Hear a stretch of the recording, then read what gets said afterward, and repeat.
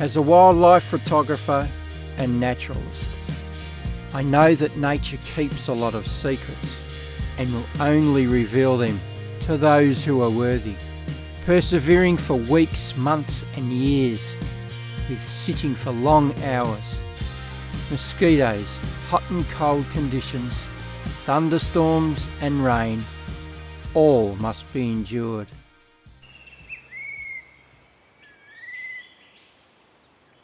Hi and welcome back to my beautiful office. And nature certainly doesn't give those secrets away easy. You have to earn them. And I must have built up enough brownie points this year because I've had 2 secrets delivered to my doorstep. One early in the year with the agile antechinus, with the mating, and now another one. But you never know when they're going to come. I walk out into the reserve and all of a sudden there it is, neatly packaged up and waiting for me. So let's go and have a look at what I discovered that was waiting for me this morning. Every breeding season I keep my eye out for the White Browed Scrubwren building their nests, and then I'll come around and check them every now and then to see whether the chicks have hatched. The reason I'm doing this is because the Fantail Cuckoo seems to prefer laying their eggs in the White Browed Scrubwren's nests, because they're the ones I see parents feeding the chicks. And yes, that Fantail Cuckoo doesn't bring up its own, lays them in other birds' nests. So in this reserve, year after year, that's what I see. They seem to prefer the White Browed Scrubwren to look after their chicks for them. Now right, there's a nest in front of me that I discovered about 3 weeks ago now. The parents building the nest. So I've come and checked on it this morning, and sure enough there's a chick in there, but it's huge. It seems to be a little bit too early for it to be so big, so I'm a little sus here. Now I've been studying most birds in the reserve, but I get to study the White Browed Scrubwren every now and then, bringing up its chicks. And this one is odd. It's very odd, because when I stuck my head down to have a look, it struck at me like a snake does, not making a sound. That is extremely unusual for a White Browed Scrubwren chick. They normally will squawk and scream really loud. It's a very vigorous vocal sound, that is for sure. And the parents will come flying in.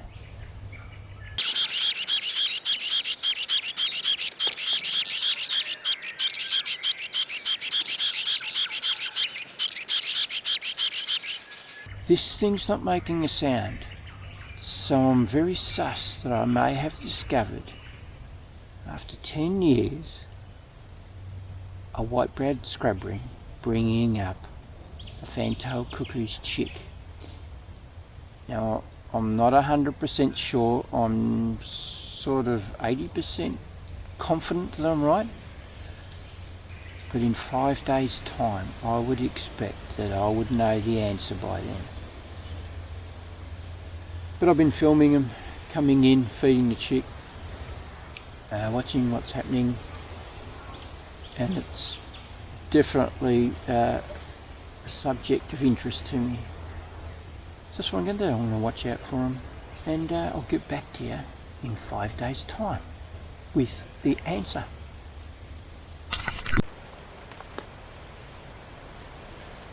Well, I'm back. It's day 2 at the White Browed Scrubwren's nest.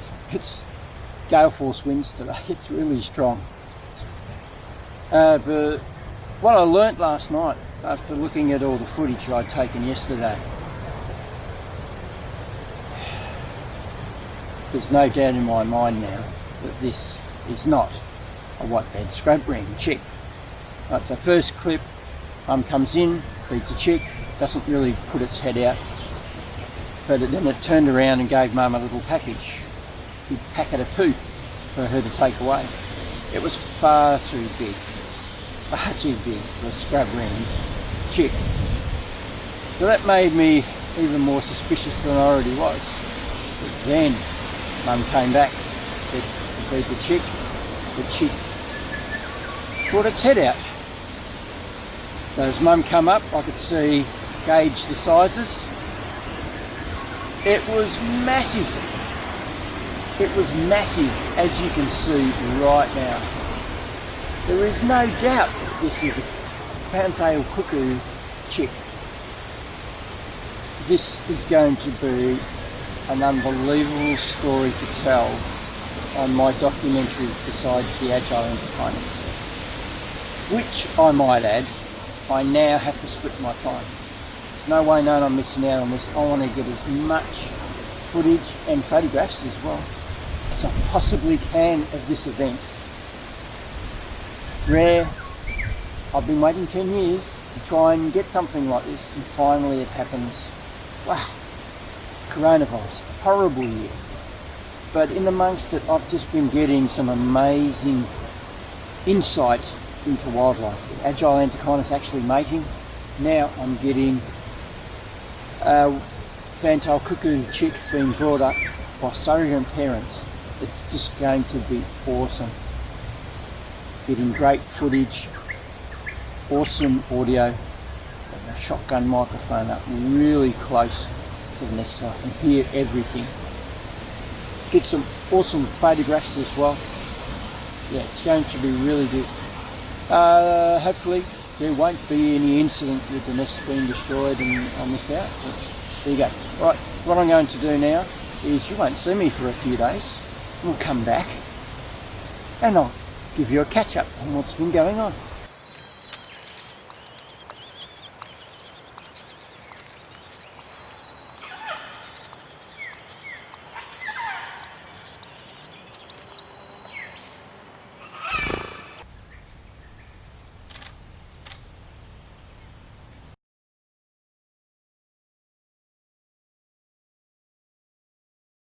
Well, we're back and reporting in 2 days later with the White Browed Scrubwren nest with the Fantail Cuckoo chick in it. Now, I've been here for an hour and a half waiting for Mum to turn up, and in that time she's come 3 times. First 2 times she caught me napping. She snuck around the back of the bracken there and then went into the nest. So by the time I clicked on to start recording with my remote, she'd already fed the chick.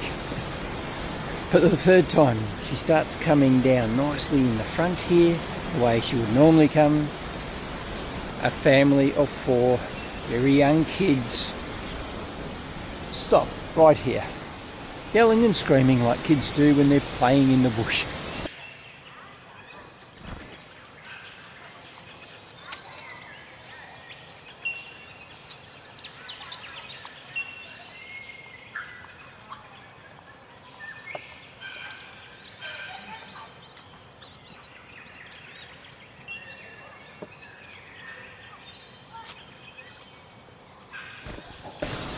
And I'm thinking, piss off, I've been waiting an hour and a half for this, go away. But of course, they stayed. Mum goes down, feeds the chicks. So I filmed it all, but you can hear all the commotion going on in the back. So it's ruined. It's ruined. But anyway, grumpy old Derek hurt his knee getting up after that. So I'm even grumpier now that that's happened. But anyways, enough of that rubbish. Let me tell you about what's been happening around here while I've been sitting here watching what's going on. White-napped honeyeaters have been building a nest up on this tree, just on the branch coming down there. So they've been busily building that, and it's given me some entertainment, something else to watch. But that's what happens when you're sitting in one spot. You're fixed here for hours on end. You start to see things happening around you. So there you go. I am going to sign off for now and get back to you in another 2 days, see what's happening. But at the minute, a bit boring.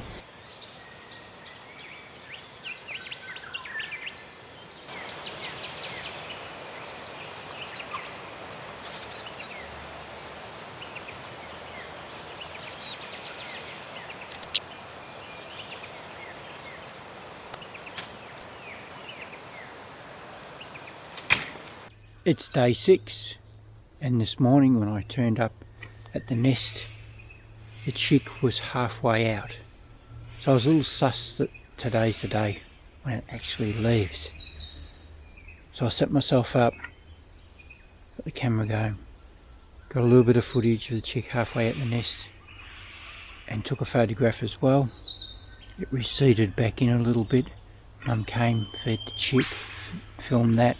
Then I noticed that the battery was a bit low on my video camera. It was down to 80%. So I let that run for a fair while, because I thought, you know, I can't leave here. I've got 3 full batteries. I'm staying here until I run out of all the batteries. Kept the camera on standby. You know, so as that battery got down to about 10%, I went to change it. The next battery was flat. And the next battery after that was flat. Man, this is the worst I've ever done with this sort of thing.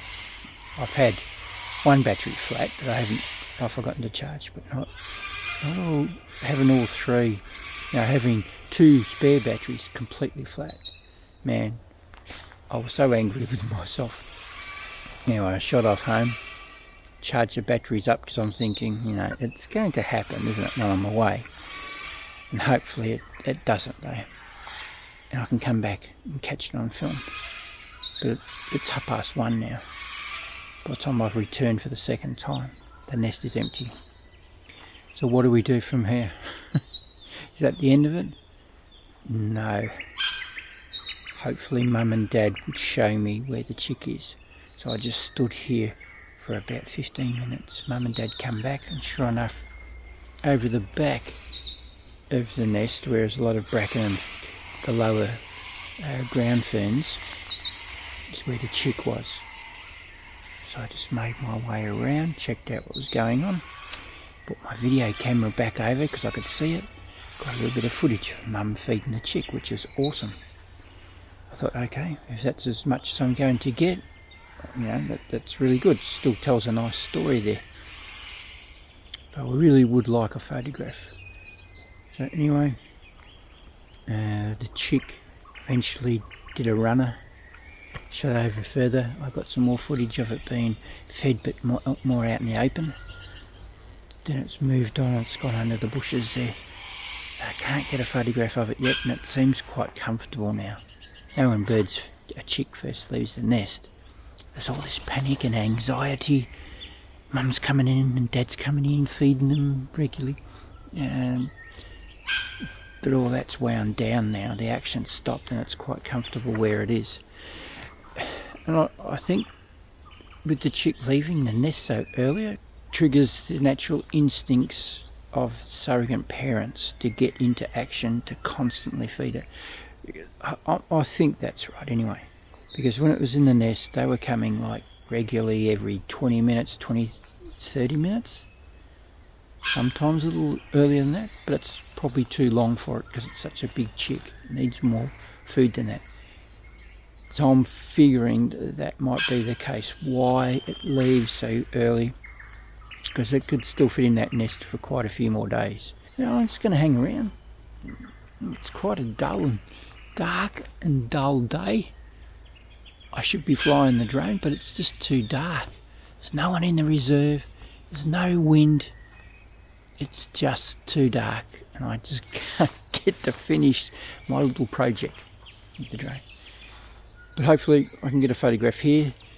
It moves out into the open where I can get Mum feeding it, would be awesome, or Dad.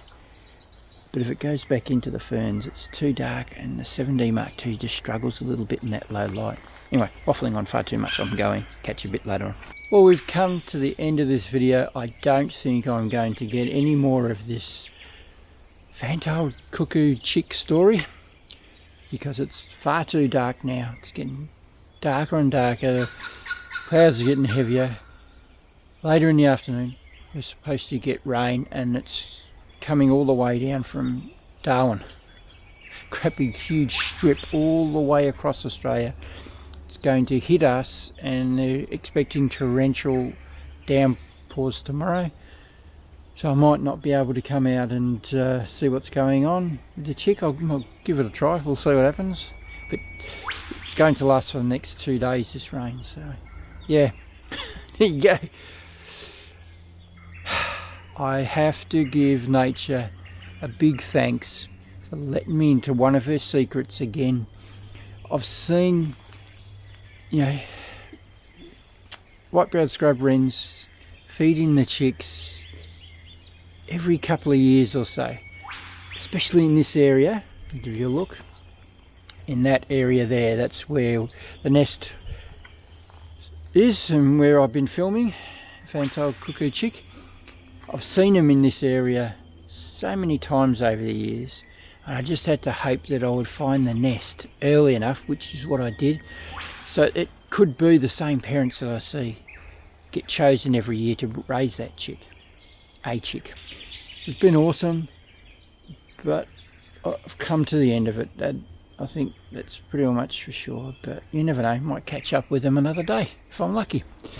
That is all I've got for you for today. Hope you enjoyed my story of the Fantail Cuckoo being brought up by surrogate parents. Now, if you'd like to subscribe to my channel and get more of this amazing stuff, click on my pretty little face. It's down there in the bottom right hand corner of the screen. And if you want to go and have a look at all the other amazing things I've been doing over the years, click on my icon over here. At the end of this video, it'll take you to my channel. So over 100 videos to choose from there. I talk about photographing, filming in a forest environment, do little documentaries like this, go away on holidays, go on adventures, I take you with me. I also occasionally do comedy skits. Yes, so go and have a browse. There'll be something there even just to, I am sure there's even camera reviews and accessory reviews for cameras there as well. Go and have a browse. There'll be something of interest to you there, I am sure. And just remember, if you don't do, you don't get. So get out there and start photographing and filming wildlife. And I'll catch you on the next one. Bye.